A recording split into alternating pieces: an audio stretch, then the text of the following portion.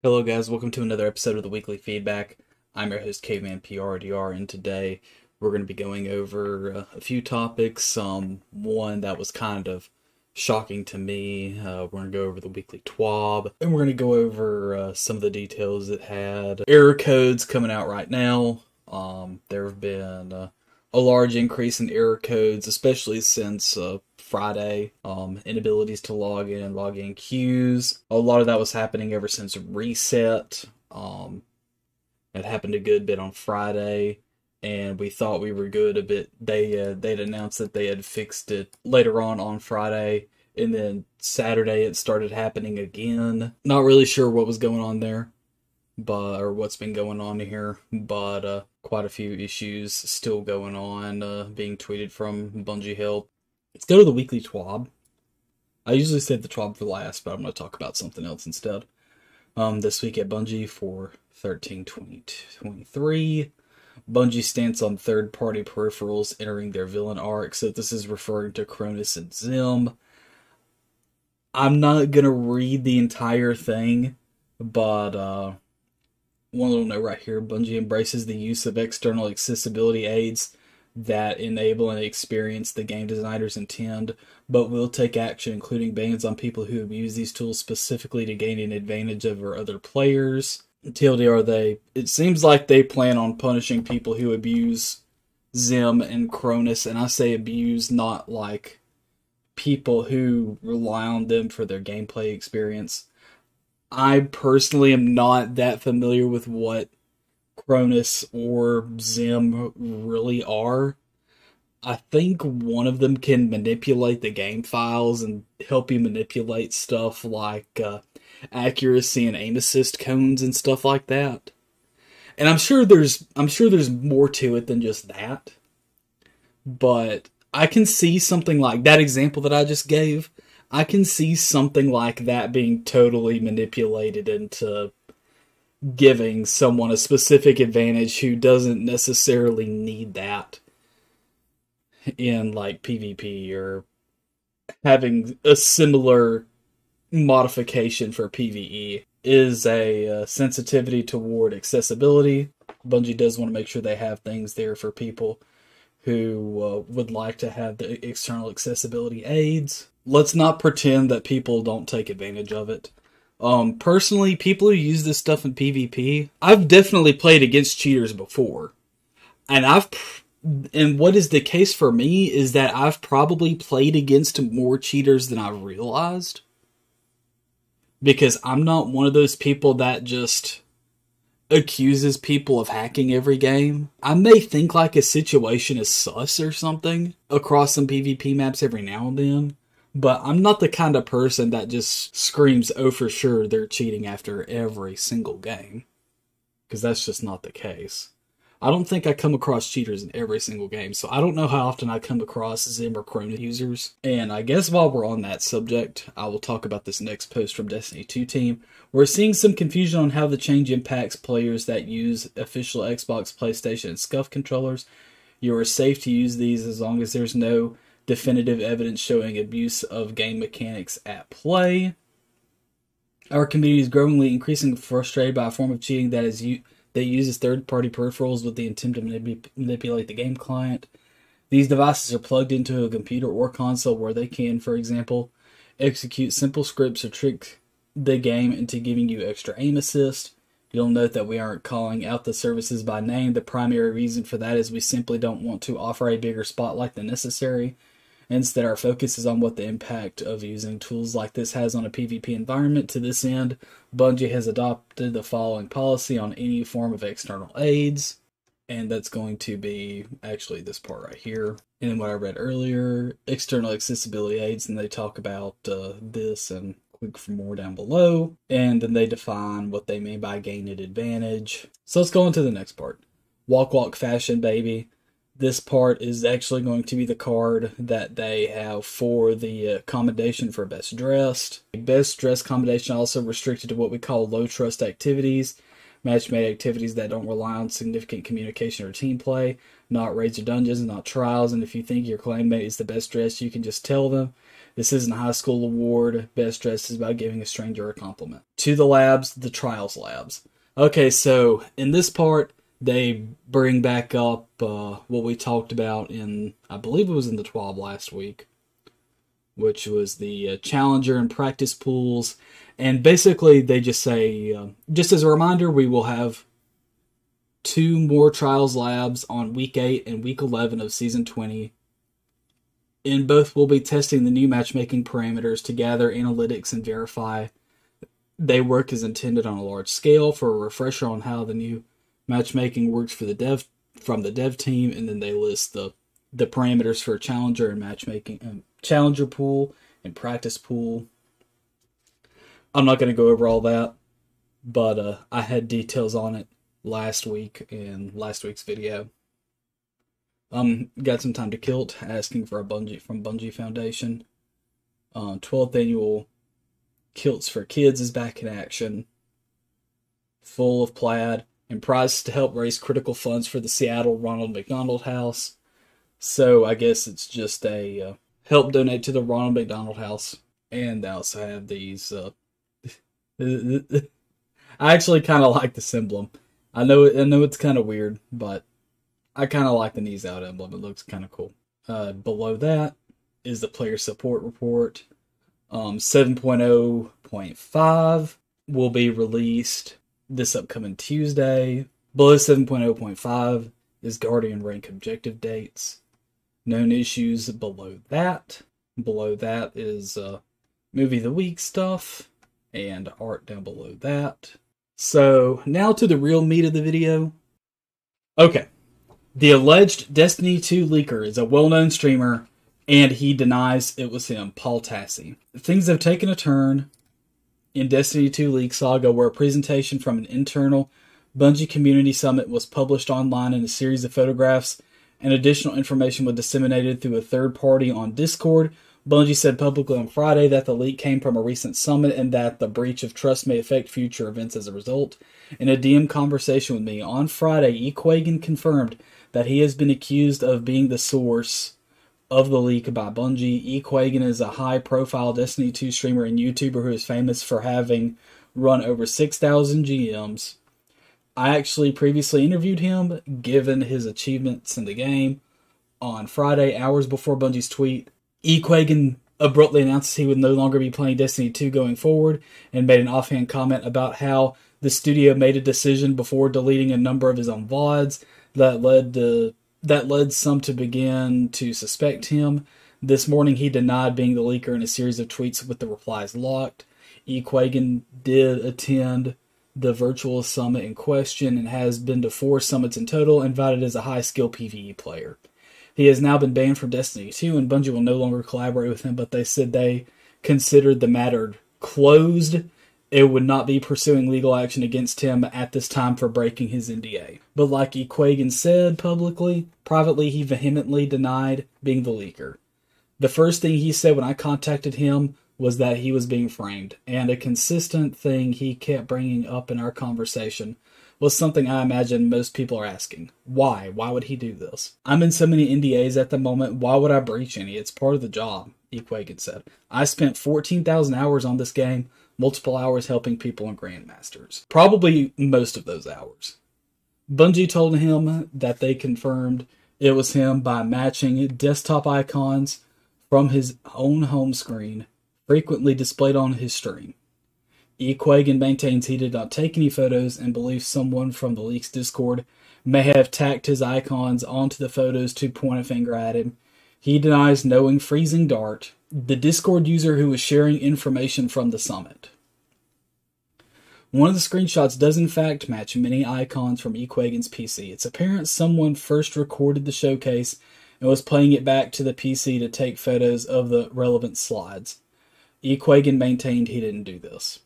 There's so many screenshots, bro, I've never taken a pic in my life. Shoot, my phone can be audited for God's sakes. I would have just screenshot my computer. I use a snipping tool for that, he says. Regardless of Equagen's claims, he is the one Bungie has identified as the source of the leak, and they do not seem to be pursuing any other leads. Equagen says he does not have any idea who the leaker might be, but he seems to have accepted the decision and says he will try to stay positive and move on. Being painted as a leaker is going to be annoying, but that's a road with this community. No one is there to uplift all the great things you do, but they're fast to break you down. That's just life. Though I would not expect Bungie to comment on this matter, given the situation, I've reached out to them to see if whether or not they can elaborate on this further, but I've not heard yet back. While no legal action is being pursued at this point, it seems like that could theoretically change in the future. In the end, Bungie has accused Equagen of doing this and taken action against him as a result. He maintains it was not him, but unless some sort of explicit exonerating proof emerges, it seems his time with the game is in fact over. Article written by Paul Tassi. Paul Tassi is probably the most notable of article writers for the Destiny 2 community. This is wild. I don't personally know Equagen, but like I've seen that he's Sherpa'd a lot of people in GMs. And this article claims that he's done over 6,000 GMs.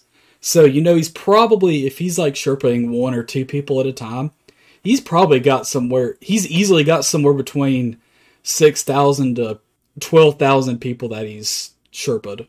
I feel like someone who likes the game that much, but regardless of his hours, like who spends that amount of time, a lot of that amount of time, helping people, just to turn around to be a leaker? Math don't add up to me, in my opinion. I like I said before, I don't personally know Equagen. I don't know his heart. Someone who has that sort of reputation for helping out people, it seems kind of wrong to me. For Bungie hasn't publicly made this a statement yet. Hasn't publicly named him. They claim the matter closed and are not planning on taking legal action. This is kind of wild to me. Like, when I first saw anything about this, when this article first came out yesterday, and the first time I looked at this and saw a screenshot of it saying Equagen, I literally gasped, because I just did not believe that he would have been one of the last people I would have expected to be accused of a leak. Like, I can understand some people in the community who get like really excited over something and then like maybe accidentally like say something that's a leak out of excitement. I feel like Astrocross would kind of be that kind of person, would be like, he's just kind of caught up in the moment of being really excited, and then maybe he could say something that would end up being a leak. But that's not really like, Equagen's not like the kind of guy that I really see being like a leaker. I don't know. This kind of doesn't really sit well with me. It is what it is. There was actually a follow-up article to this that Paul Tassi had written as soon as I tried to pull this up. So I want to read this because I haven't got a chance to look at this yet. On Saturday, I published a piece detailing what's been going on behind the scenes after Bungie publicly declared that someone who attended a recent community summit behind the large leak of Season 21 and Beyond information rumors started circulating. That was one specific person, a well-known streamer, Equagen, so I simply asked him about it. He confirmed that Bungie had in fact accused him of being responsible for the leak and subsequently banned him from the game. He fervently denies leaking anything both publicly and privately. My piece yesterday was meant to convey only the facts of the situation. I really tried to keep my opinion out of it, but something bothers me about the story, and today I feel like I need to give my thoughts on this, namely because I don't think he did it. I personally do not believe Equagen is the leaker. However, I do believe that Equagen's computer was used to leak the information in question, namely the photographs from the slides, which would make Bungie's actions inevitable. The second point I think is pretty irrefutable. Bungie's main point of evidence was the icons on his desktop match icons leaked in a screenshot. They do, actually twice, as one screenshot shows the desktop and then a recording of the desktop with all the icons indicating the presentation was recorded, then later played back to take the photos. Equagen wondered if someone in a leaks Discord may have photoshopped the icon bar to frame him. While not impossible, I don't think that's what happened. I believe it's possible that instead someone had access to his computer, but I'll get back to that in a minute. First, I think we have to start with EK himself, namely the question of motive in which there is 0. That was one point he reiterated to me privately, was the question of why someone with 14,000 hours in the game, basing their career on GM Sherpaing and strategizing leak something like this? Why would someone who has been to 4 summits suddenly decide to record and leak this one now? Equagen now faces a permanent game ban from Bungie and has to pivot to entirely new games, and the accusation may affect his future partnership with other studios. And the idea that this was for clout makes no sense, considering it was the first done anonymously, and EK himself is already a well-established community figure. Many streamers have either come out to support EK or very least express extreme surprise that it could be him, given their only positive interactions with him in the past. Others seem to have some sort of idea that EK took photos and shared them with a friend or small circle, and then that person leaked them online, gave the info to Discord leaker Freezing Dart. I don't think this is true either, as EK kept reiterating to me over and over that he did not take photos, offering up his phone to be audited, saying that he has high quality iPhone and the picture quality is terrible, saying that if he was taking screenshots, he would have used a snipping tool like he always does. He is very clear in saying not only did he not leak anything, he also did not take any photos. Also, he says he never heard of Freezing Dart, and Freezing Dart says that he doesn't know EK and didn't get the info from him. So, what I think happened is someone accessed EK's computer. This could be someone doing so in real life. This could be someone he trusts with access to his personal information or a PC, a mod, who knew he was attending a summit. This could be an outside malicious actor who somehow installed remote desktop malware on his PC through him clicking on some rogue link at some point or something. The first 2 options seem the most likely to me. I do not know EK's roommate, so I'm not accusing them directly, but I know they work in the gaming industry, and the idea is not wholly impossible. The reason this thought occurs to me is because of a bizarre situation that happened back in my college days. A girl I knew had bad photos of her leaked and posted online. Only one person had the photos, her ex-boyfriend, and everyone assumed he'd post them, but he was equally freaked out. An investigation eventually revealed it was his friend and roommate who had taken the photos from his PC without his knowledge and posted them. I'm just saying crazy things can happen with people you trust, whether it's IRL friends or acquaintances. Fundamentally, I just don't understand why someone who has attended loads of past summits, has signed many NDAs for many projects, and whose entire career is based off this game, would risk leaking like this for zero benefit. While it may have been in his PC, I do not think Equagen himself did it. Or while it may have been his PC, I do not think Equagen himself did it. But I cannot prove that, and neither can he right now, but I advised him to look into all these other avenues. The Bungie side of this is more complicated. If this is in fact Equagen's PC, which it does seem to be, you would understand why they went so far as to ban him. While they didn't do it publicly, Equagen is saying he can no longer play Destiny the day Bungie talked about the Summit leak did make this pretty clear. The problem is that Bungie has told him that even if what I'm saying above did happen, and Equagen did not personally leak anything, that is still technically breaking the NDA by failing to secure the information, and they'd take the same action. I think the main problem here is that maybe these events probably should not be digital anymore, and they need to go back to flying people out to view things in secure rooms in the studio like they used to. I've asked Bungie for a comment on Equagen's claims of innocence, but I have not heard back. They've previously said they've considered the matter closed. This is my opinion on this after trying to post just the facts of what happened yesterday. I will leave the possibility open that I could be wrong, but it just doesn't make sense to me, and I think there are other options between he did it and someone photoshopped a screenshot to frame him. But the end result appears to be the same. If he did not do it, I hope evidence comes to light soon. So this was a brand new article posted probably within the last 30 minutes. I mean, from reading that, it doesn't seem like he's the kind of guy. He's already he went to 3 or 4 other summits and hadn't leaked once. And he was actually just now really coming up with his stream, and he was really starting to peak on his content creator avenue. I just don't, it doesn't make sense. I don't know. I think it's totally possible someone screenshotted and just recorded over video. Like he said in the article before this one, Equagen streams very often. So I think it's very likely he was on his desktop and someone just like either posted the desktop or they made a video on the desktop and then they just like posted the leaks on that. That's my personal opinion. I don't, from his actions in the game and the fact that he hadn't leaked anything before or wouldn't have had a reason to leak anything from before and just now would decide to leak something, it doesn't add up and it doesn't really sit well with me.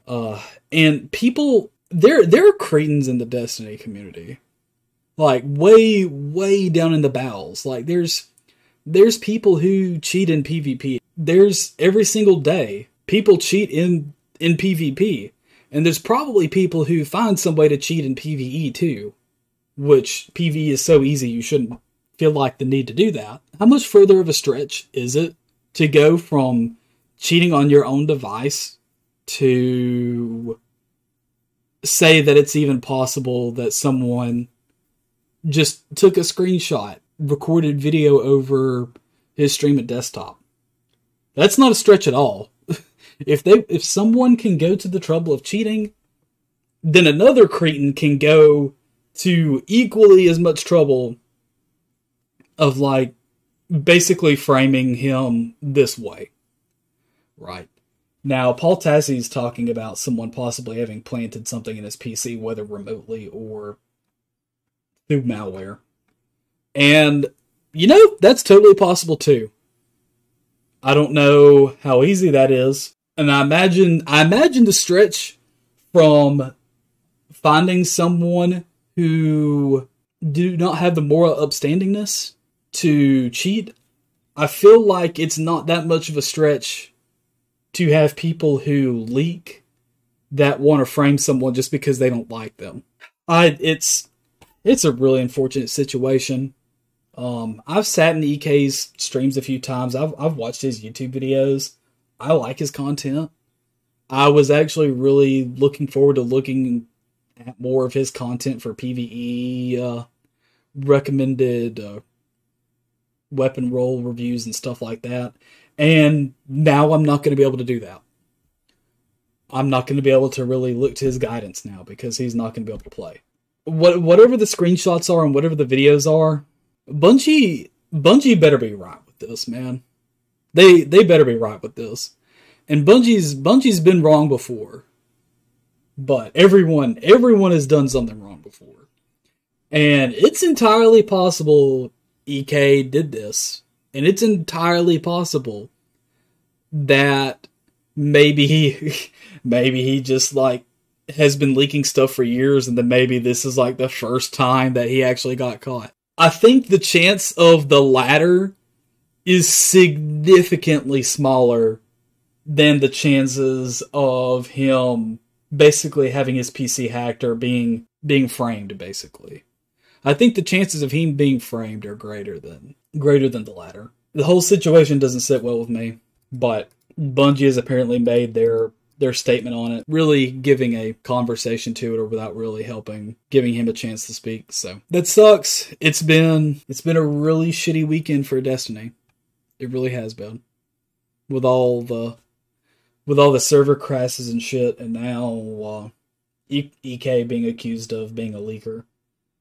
It's been a pretty shitty weekend for Destiny 2, I'm not gonna lie. But with that being said, that's going to be it for this week's episode of the Weekly Feedback. I've been your host, Caveman PRDR. Thank you for coming and watching my YouTube video. If you have any questions or comments, please let me know down in the comments section below. Thank you, and as always, have a good one.